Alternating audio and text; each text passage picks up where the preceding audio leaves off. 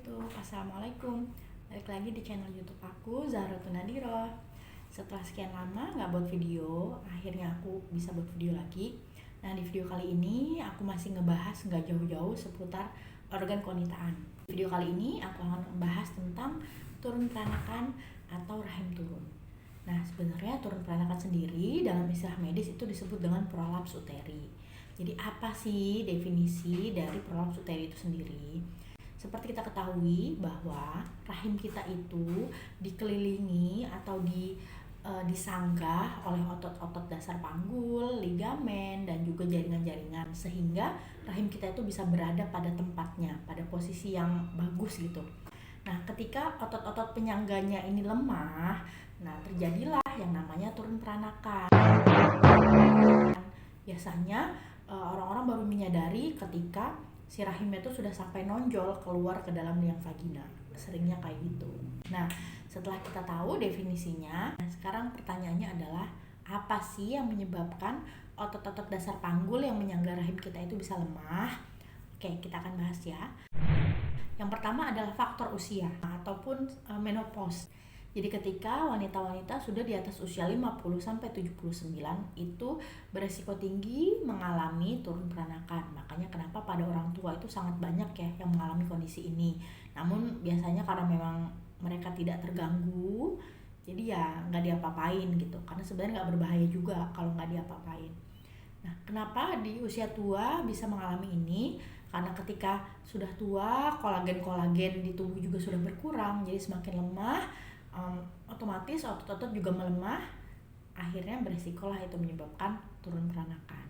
Selain faktor usia, ada juga faktor berat badan atau obesitas. Jadi semakin tinggi BMI-nya, resiko untuk mengalami turun peranakan juga semakin besar. Nah, selain obesitas, faktor risiko lainnya juga adalah melahirkan terlalu sering, terutama melahirkan secara normal lebih dari 5 kali. Jadi bukan berarti melahirkan secara normal itu nggak bagus. Tentu saja itu bagus. Namun jika terlalu sering, lebih dari 5 kali, itu bisa beresiko menyebabkan turun peranakan. Jadi bukan hoax ya, kalau melahirkan terlalu sering itu bisa menyebabkan turun peranakan. Nah, itu sih beberapa faktor risiko yang paling sering menyebabkan turun peranakan.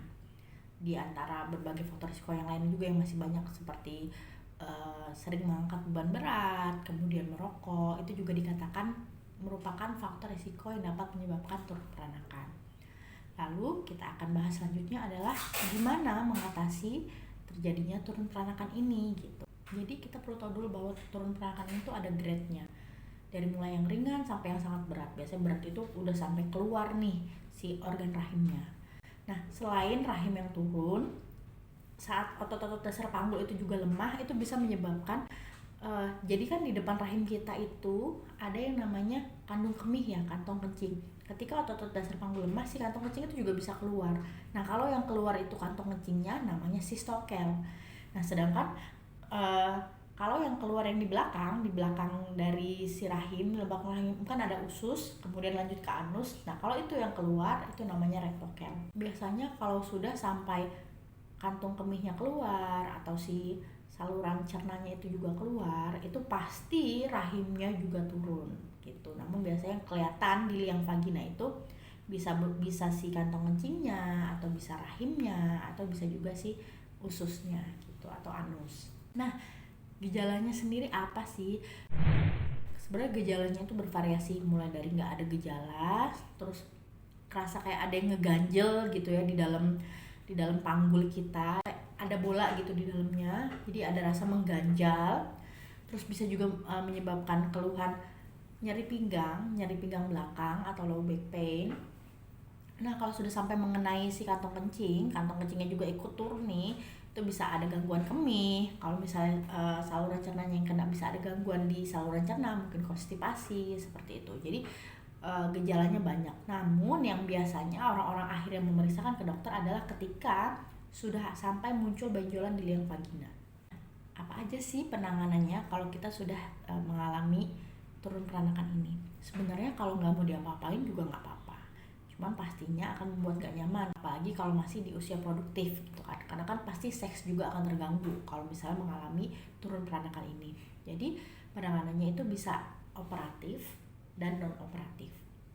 Jadi kalau operatif ya dengan operasi. Nah kalau non operatif ini sih yang paling banyak digunakan karena mungkin orang-orang lebih nyaman ya karena tidak perlu operasi, yaitu dengan pemasangan cincin pesarium. Jadi bentuknya dia keras, bener-bener kayak cincin bulat itu. Jadi nanti dia dimasukin ke dalam si rahim yang turun, kemudian didorong ke atas. Jadi gitu penanganannya.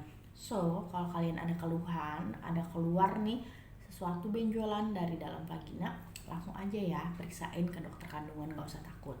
Terus selain dengan pengobatan yang tadi dengan penggunaan cincin pesarium ataupun operasi, kita juga perlu nih mengubah pola hidup agar mengurangi resiko terjadinya turun peranakan. Jadi untuk kalian semua nih yang masih muda, masih produktif, kita bisa kok cegah turun peranakan ini. Salah satu cara yang paling gampang dan paling efektif adalah dengan senam Kegel. Kalian bisa cari ya di YouTube, di internet, sekarang udah banyak banget caranya senam Kegel. Nah itu adalah salah satu metode atau salah satu cara untuk mencegah atau untuk mengurangi resiko terjadinya turun peranakan.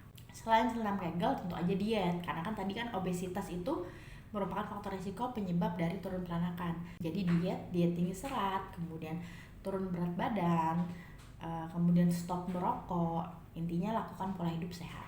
Nah biasanya nih yang paling banyak ditanyakan juga adalah kalau seseorang mengalami turun peranakan, apakah masih bisa hamil? Oke, jadi jawabannya masih bisa ya, karena turun peranakan tidak mengganggu kesuburan. Tapi tentu saja kalau sudah mengalami turun peranakan, sebaiknya ditangani dulu turun peranakannya. Jangan merencanakan hamil dulu. Tapi kalau memang ternyata sudah terlanjur kebobolan dan sedang mengalami turun peranakan, segera periksakan ke dokter kandungan ya. Oke, semoga penjelasannya cukup jelas. Kalau memang masih ada yang mau ditanyakan, bisa langsung komen ya. Jangan lupa subscribe, like, dan juga komen sebanyak-banyaknya. Dan share ke teman-teman dan keluarga kalian biar makin banyak yang tahu info tentang turun peranakan ini. Sekian video kali ini, sampai jumpa di video selanjutnya. Dadah, assalamualaikum.